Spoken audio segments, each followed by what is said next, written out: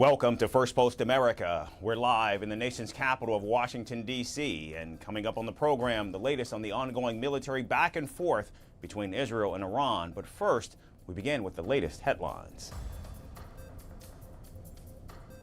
Oil prices surge 9% as tensions escalate in the Middle East, raising worries about disruptions to the supply chain.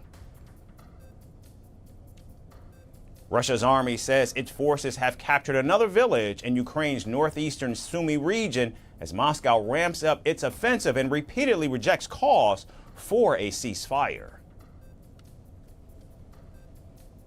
Ankara says more than 273,000 Syrians who fled the country's civil war to Turkey have returned home since the fall of former President Bashar al-Assad in December of last year. Mexico says one of its citizens has died at U.S. Immigration and Customs Enforcement Detention Center in the southern state of Georgia. The circumstances of the death are so far unknown. And Kenya's police say they have arrested an officer in connection with the death of a blogger in custody. The latest development in a case that has sparked widespread anger and protest throughout the capital.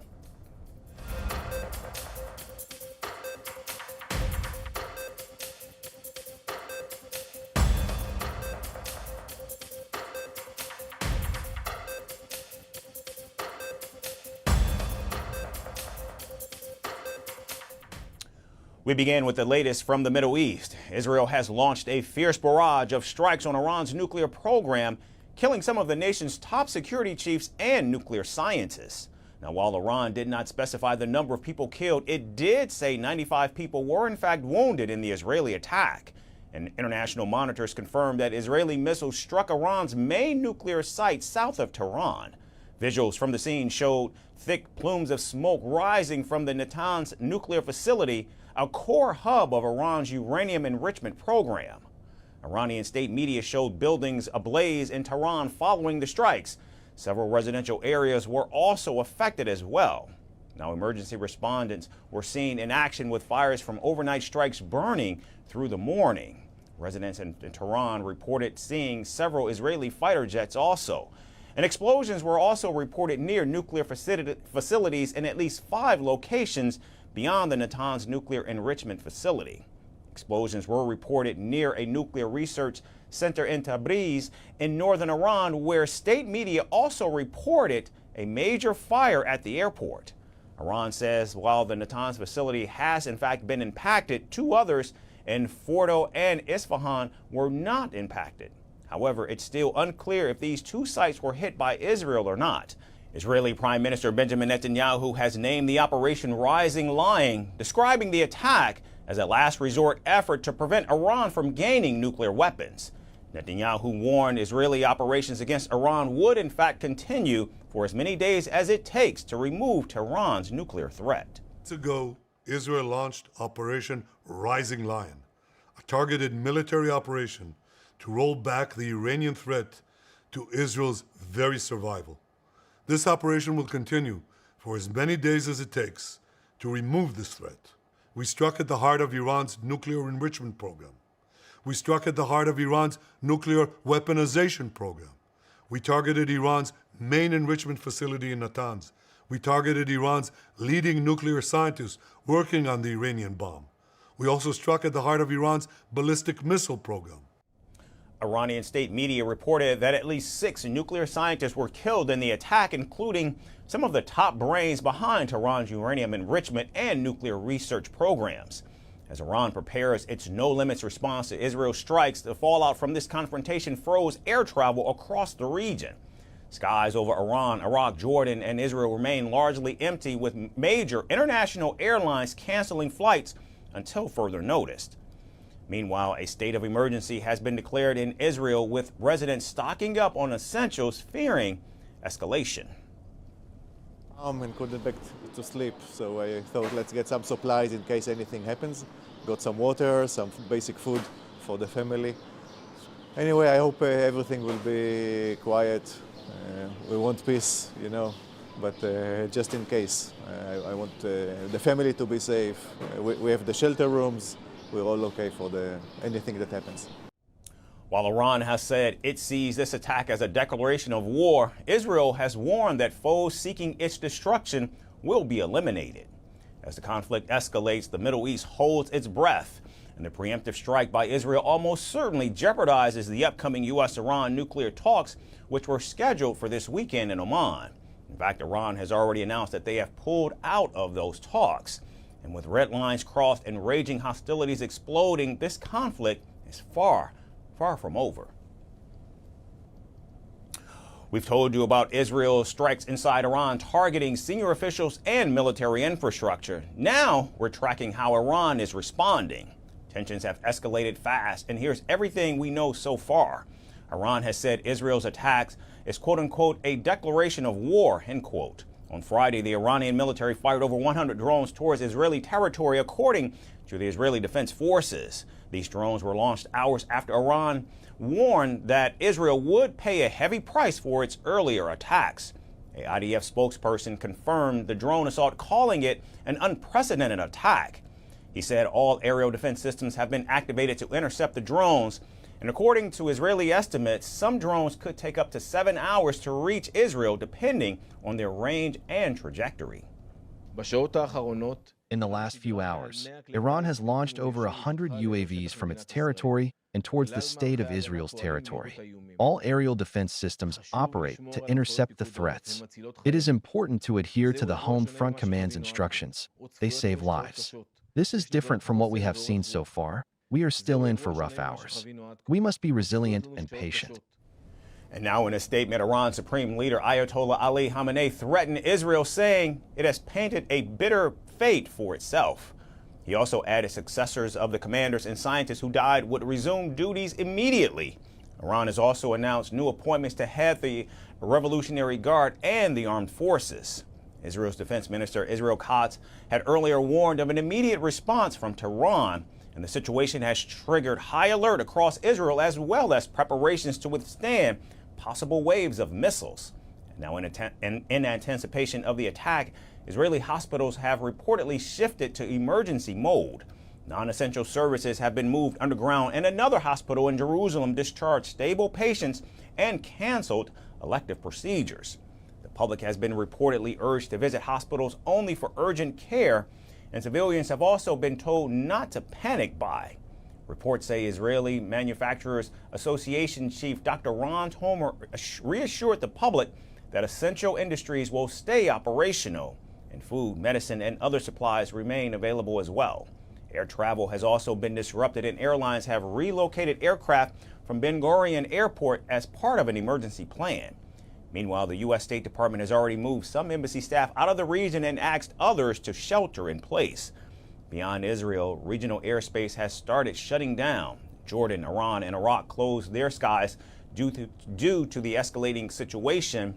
And Jordan's military said it intercepted several missiles and drones that entered its airspace and threatened population areas. Iran has also requested an emergency meeting of the UN Security Council, and Tehran has submitted a letter asserting its right to respond in a decisive, proportionate, and deterrent manner. Iran's military leadership has also issued a warning saying its retaliation will quote-unquote have no limits.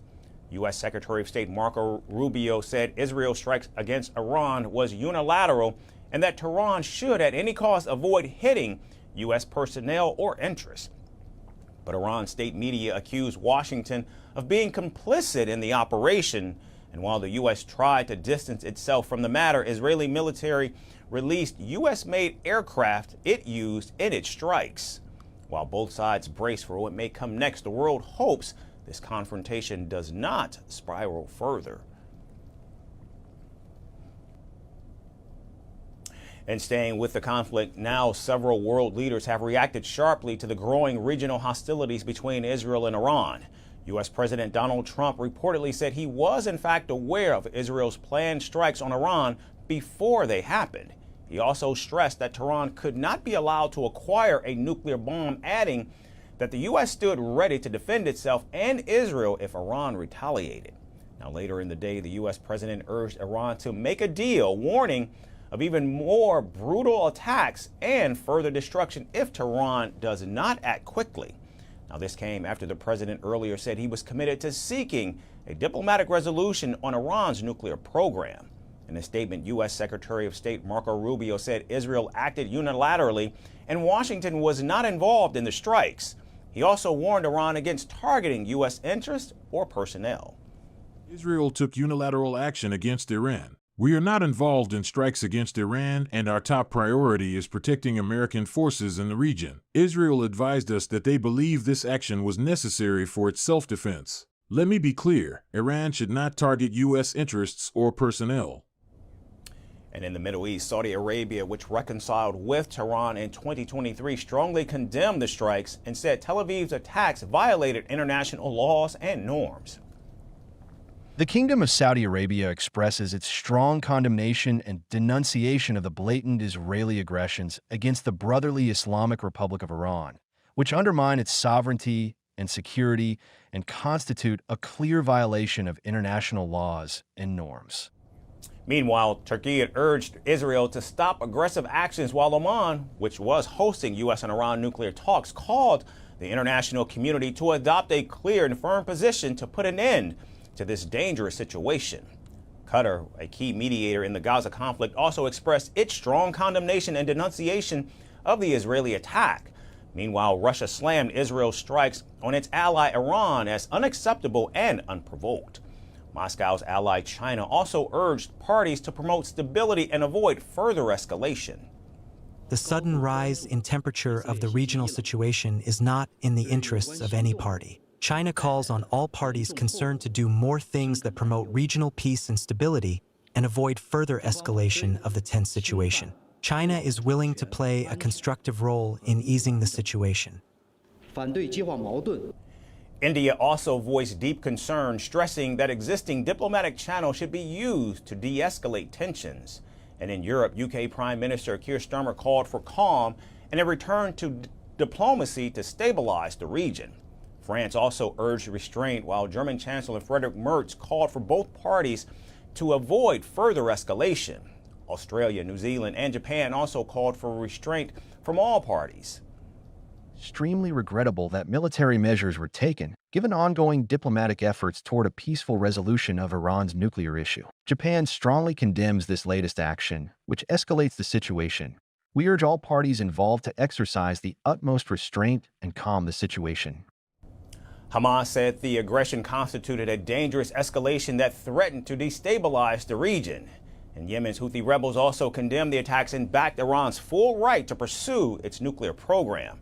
So as global condemnation mounts, calls for calm and diplomacy echo across world capitals, a stark reminder of just how fragile peace in the Middle East truly is.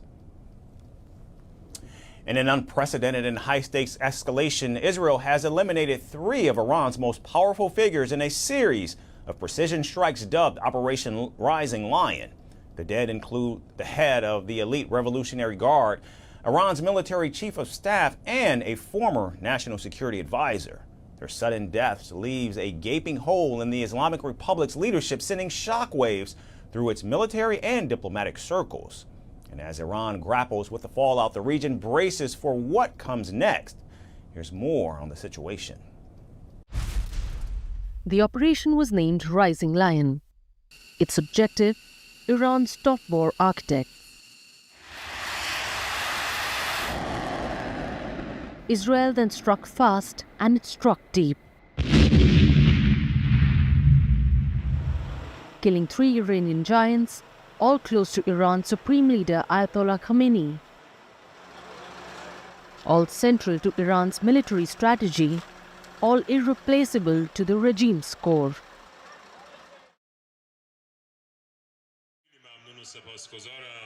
Major General Hossein Salami is dead. He led the Islamic Revolutionary Guard Corps, a shadowy force of missiles and militias. In fact, his hands shaped Iran's foreign influence, and his loyalty was to the supreme leader alone. Born in 1960, Hossein Salami rose fast. In 2019, he became the IRGC chief. He oversaw Iran's might and mischief. From Iraq to Lebanon, he commanded. He built proxy armies in secret and even sent drones to attack Israel.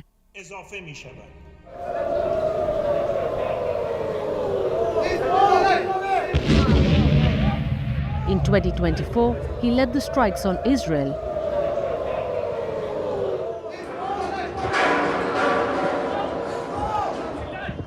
Hundreds of drones rained on Tel Aviv, and then came the breakthrough when he masterminded the October follow-up attack. Salami proved that he was a wartime leader and he knew how to provoke enemies. But his career had deep stains. He was in command in 2020 when the IRGC downed flight PS-752. 176 innocent people were killed instantly. Iran later admitted its grave error. Still, he stood untouchable until now. Major General Mohammad Bagheri killed. He was the Chief of Staff of Iran's armed forces. Since 2016, he controlled every battlefront. He oversaw over 500,000 troops. Every missile strike had his signature. The US Treasury sanctioned him in 2019 for enabling terror and global instability. Now Bagheri was no ordinary desk soldier. He stood with troops in Syria's ruins. He coordinated Iran's war on many fronts. In April, he met Saudi royalty. Prince Khalid bin Salman visited Tehran, which was an unlikely scene in hostile times. Sources say Bagheri was given a warning: accept Trump's nuclear deal or face war. But Bagheri had the regime's trust. He was methodical, loyal, and feared. He knew Iran's strengths and weaknesses, and his absence may fracture Iran's military cohesion. Ali Shamkhani died in the Israeli strikes. He was Iran's former security chief, also a top advisor to Supreme Leader Khamenei. He once dreamt of becoming president. In fact, he even ran for office in 2001, but Khamenei thought of him to be too ambitious. Still, he stayed close to power, and he steered Iran's diplomacy efforts. Then in 2023, he was replaced abruptly, but his influence quietly remained intact. He had strong ties in Beijing. He negotiated the Saudi-Iran rapprochement deal. The landmark handshake was his orchestration. He helped reopen nuclear talks in April. He warned of expelling UN inspectors and even hinted at ending IAEA cooperation. It was clear Ali Shamkhani wanted leverage, not surrender. Shamkhani wore many hats in Tehran: defense minister, IRGC commander, national security chief. Each role helped shape Iran's future. But now, that future looks destabilized. Iran's three pillars have crumbled overnight. The loss was not limited to this. At least 6 of Iran's nuclear scientists have also been killed in the strikes. Israel's rising lion has roared and has drawn blood. Tehran's power structure is visibly shaken. Retaliation may be inevitable, but by whom? The game has changed, and the next move still remains hidden in the shadows.